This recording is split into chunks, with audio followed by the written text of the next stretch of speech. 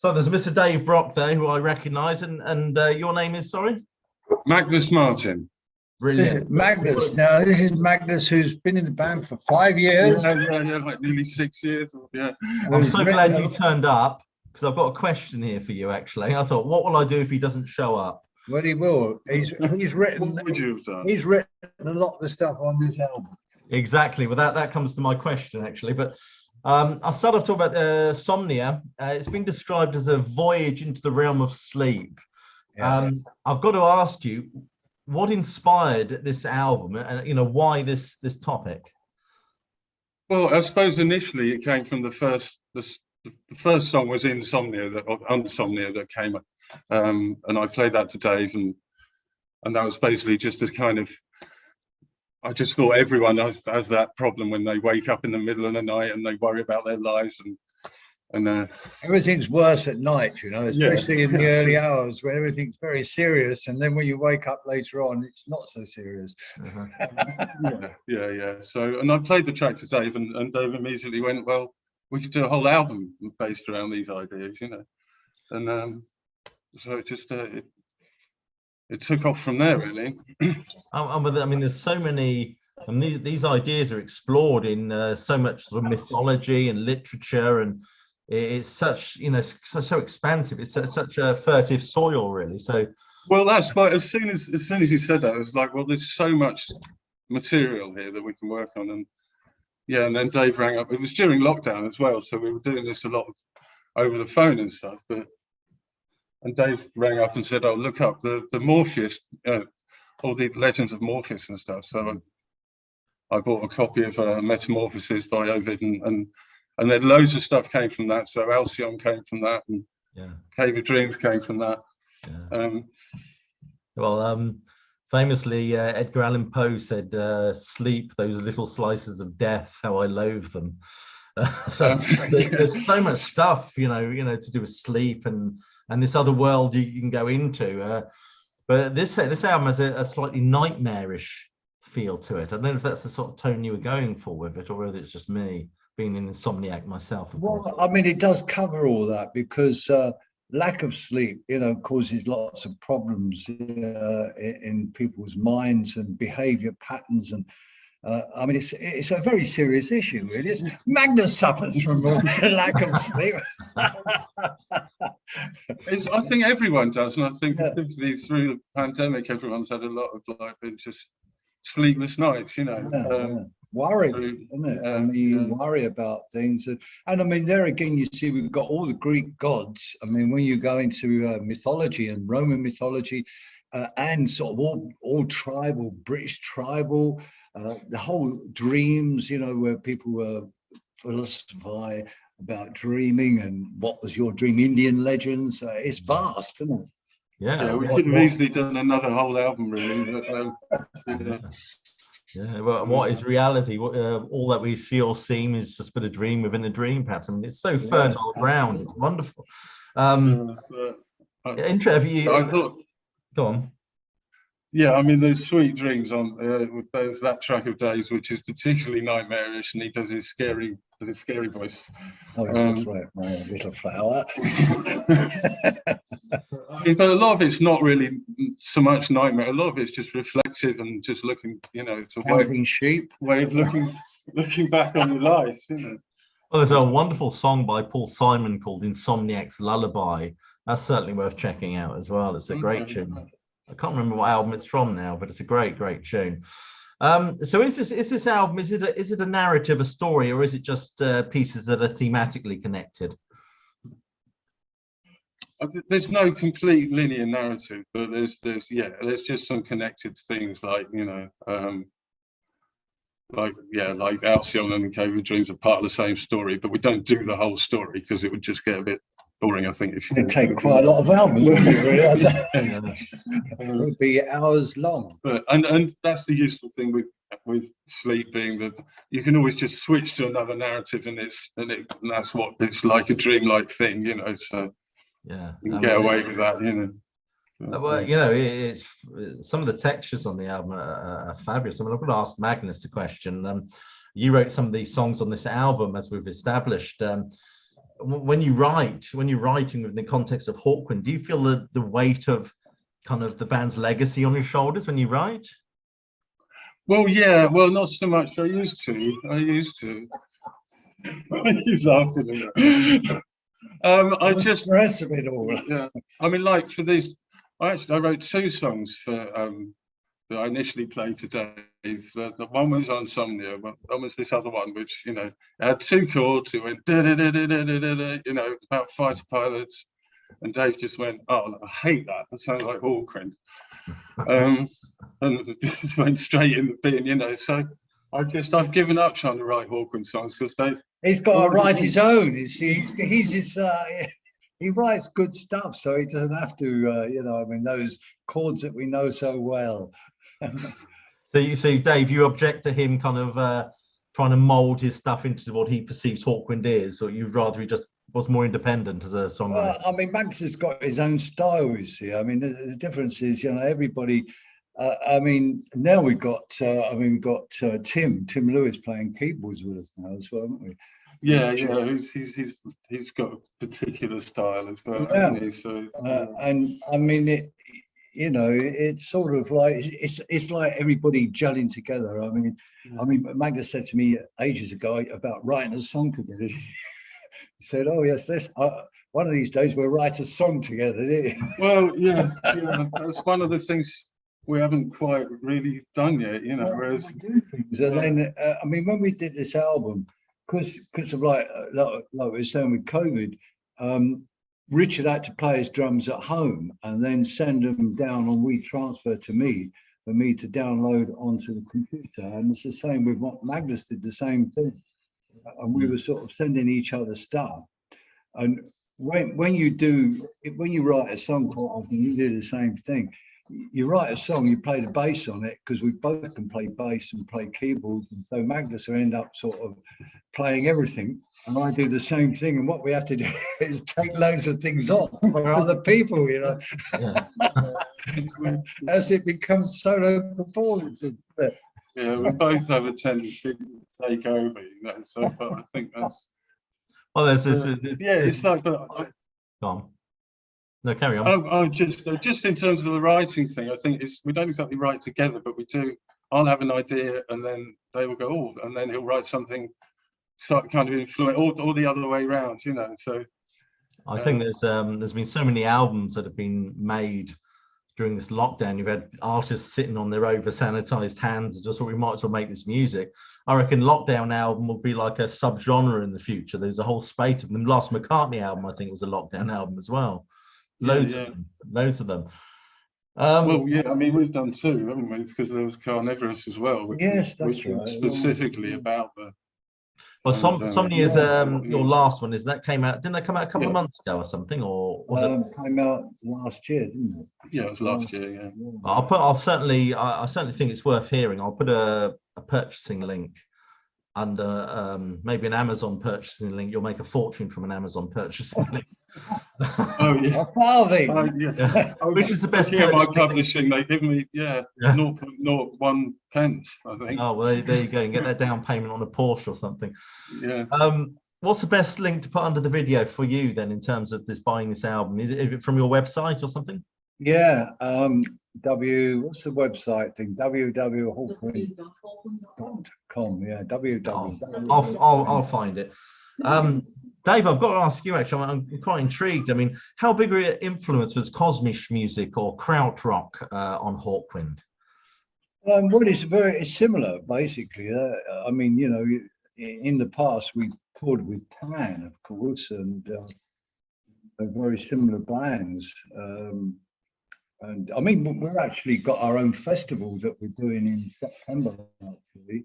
And hopefully we're trying to get Amondul. Unfortunately, Chris Correa, who plays guitar and violin in the band, is not very well, which is a shame, because we got in touch with them and they said, "Oh yeah, we'd love to do it." So we're not too sure whether that's going to happen. But I mean, we've got Arthur Brown, we've got Soft Machine, we've got Curved Air, Ginger, Wild Art and the Sinners, Membrane.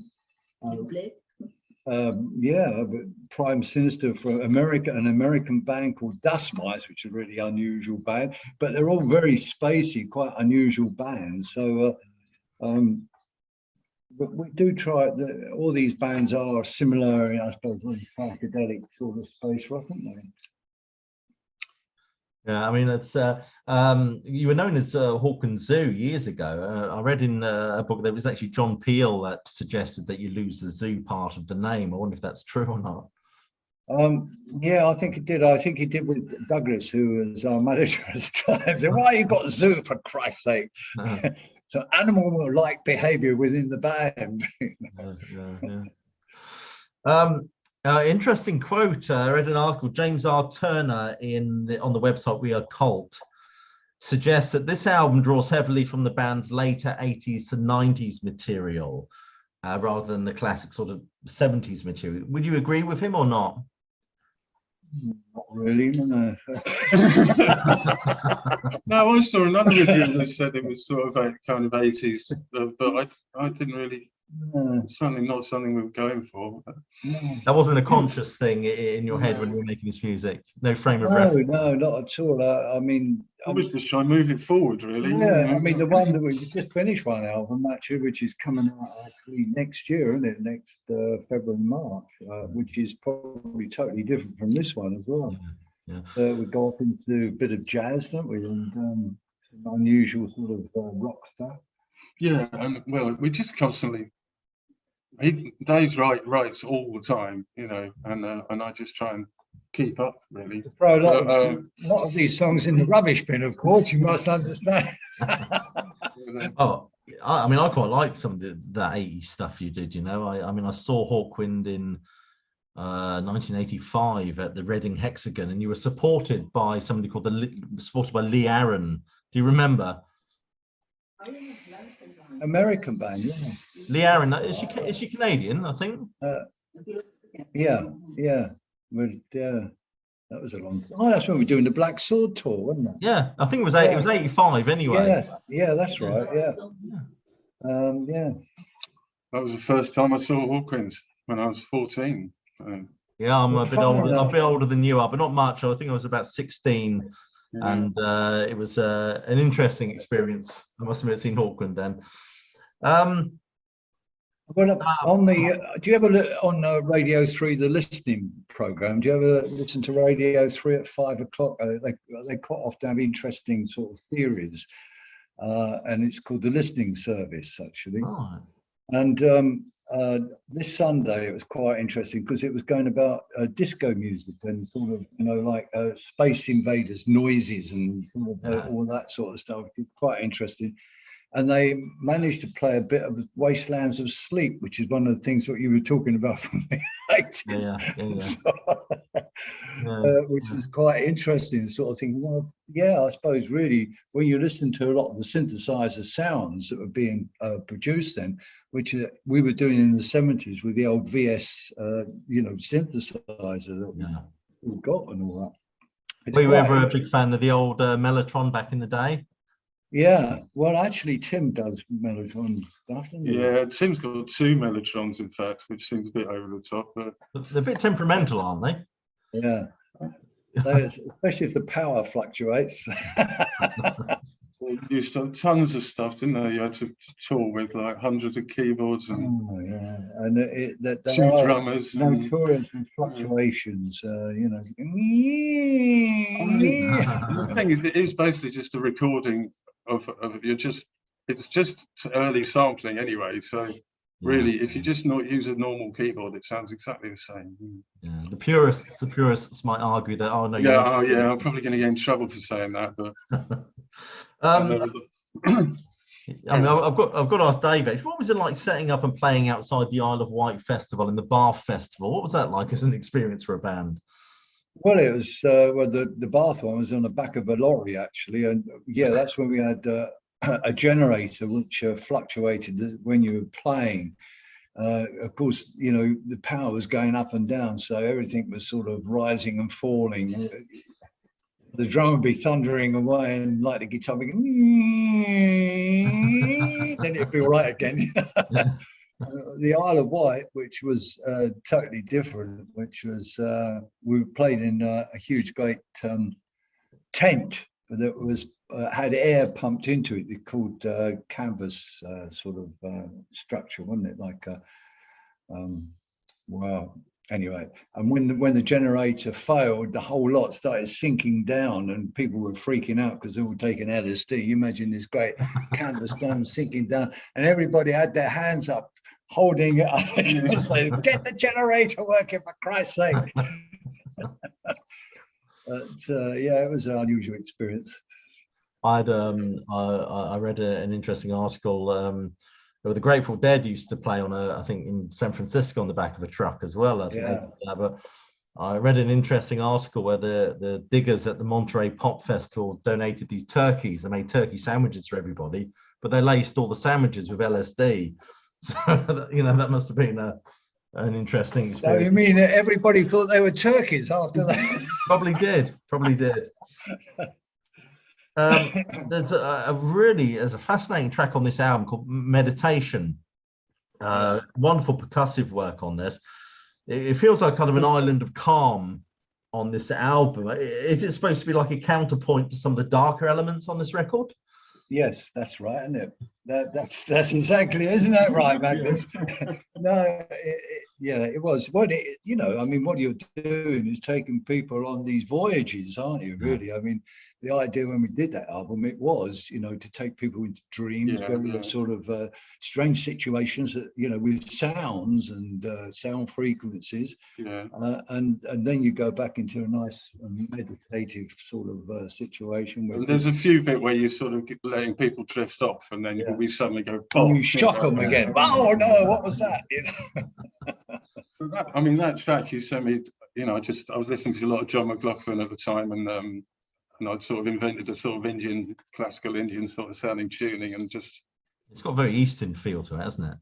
Yeah, and just had a few smokes and just kind of improvised and then got up in the morning and edited out all the blunders, and then they added the tabla, which probably shouldn't dispel the myth, but it's a MIDI tabla. It's just me hitting the keyboard with it. Oh no! We thought it was you playing.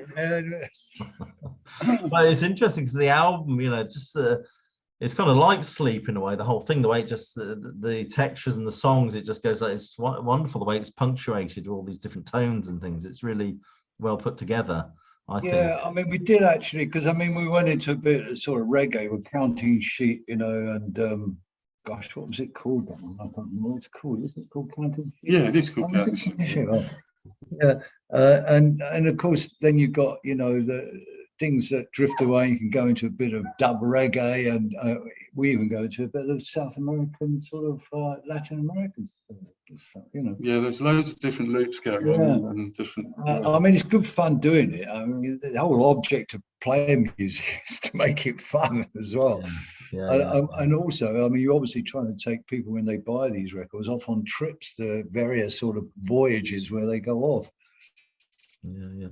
I mean, talking very much old-fashioned album where you're supposed to listen to it all the way through. And we're quite old-fashioned, I suppose, in that way, where we like everything to flow from one thing into another. Yeah. Absolutely. I think, is that something that's lost on today's generation with just this random selecting of tracks? Or I still prefer an album where you put it on and you've got the artwork and have that experience with it. But well, now you need a magnifying glass to read what's on the CDs. You do. The writing's so small.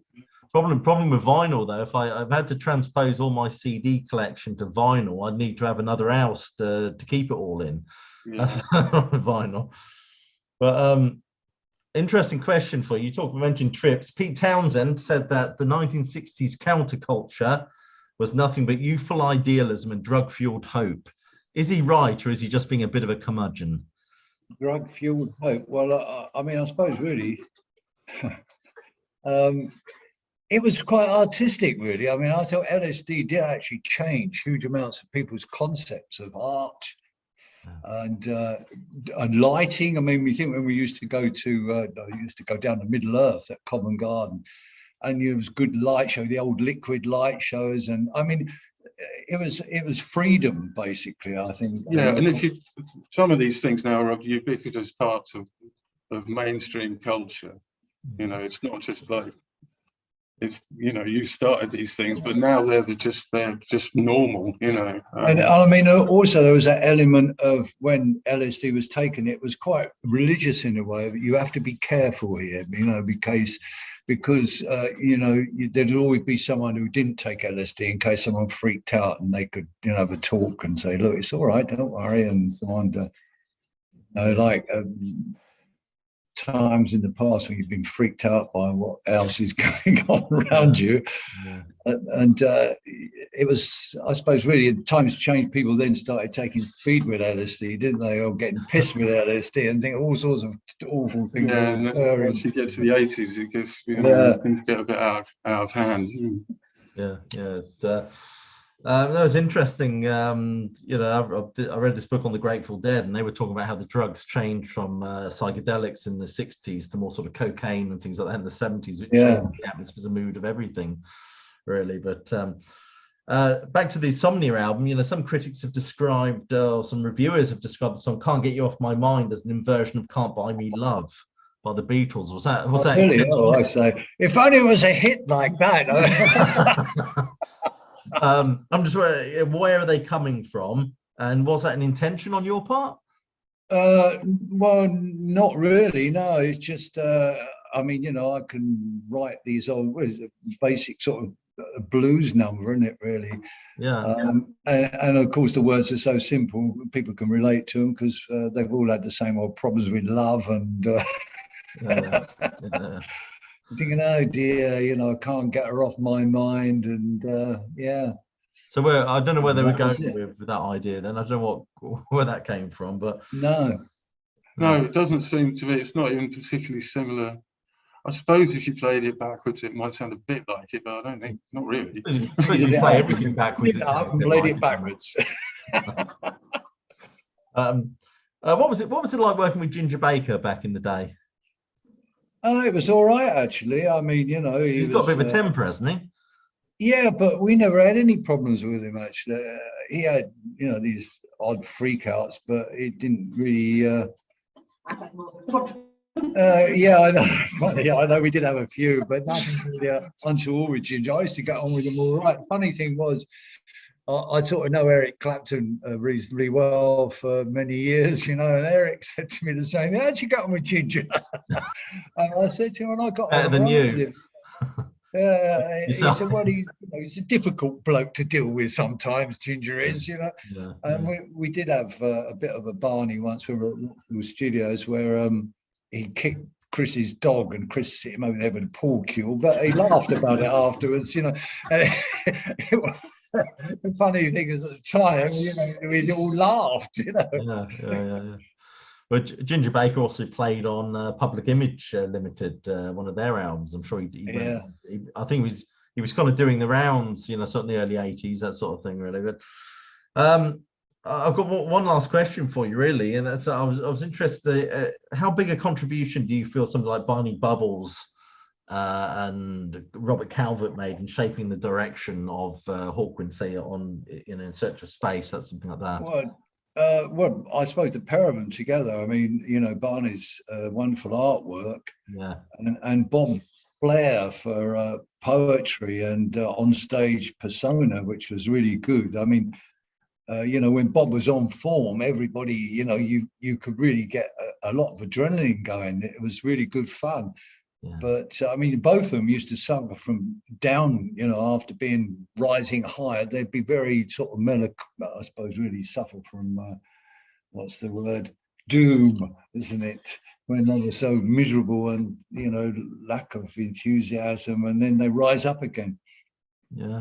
And it did used to drag us down. I mean, there's lots of stories I can tell you about things we were involved with Bob.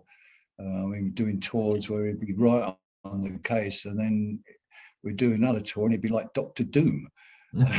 Sort of thing. Oh, God. But wasn't it Barney Bubbles that came up the artwork for? There was a booklet, that log book. That's right. Well, yeah, the idea was Bob did the booklet, the space log, wasn't it? This is your captain speaking, and Barney's, that was the Insertion Space, a wonderful album that Barney did.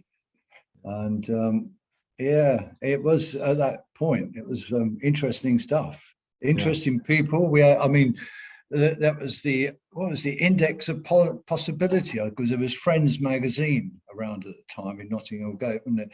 And they had they issued this book called the Index of Possibility, with all about, you know, wind power and how to change things. I mean, you think in the late 60s, early 70s, this is what people were doing then, and look where we are now. It hasn't got that far, has it, really? In God's sake, here we are, we're trying to change things in the 60s, 70s, and 50, 60 years ago, we're still trying to say, hang on a minute. So is that when you wrote Wrong Step years ago? Yeah, that was it, yeah. The Silent Spring by Rachel Carson. I wrote this book in the 60s, you know, and that's why I wrote the song, you know, We Took the Wrong Step years ago. And you read that book and you think, God, you know. Anyway. Well, you know, I wish you the best of luck with the Somnia album. I hope you shift loads more copies. I will certainly put a purchasing link below this video. I thank you both for agreeing to do this. It's been absolutely wonderful chatting with you, and enjoy the rest of your day. Yes, we were rehearsing today. Actually, we got before we do a festival on Thursday, haven't we? What festival is that? What's it called? Rebellion Festival. So. The last time I saw Hawkwind, it was at the Rambling Man Festival. That was a few years ago now. Yeah. That was a great festival. It just went, I think, I don't know whether they lost money on it or something, but that was a great festival. Hey, I think so. I'm trying to remember. Magnus, did you play there this year? Yeah. Good festival. Go into one after a while, you know. Yeah. Anyway, thank you so much for your time, and have a wonderful day, both of you. Well, thank you very much. Anyway, bye. Bye-bye.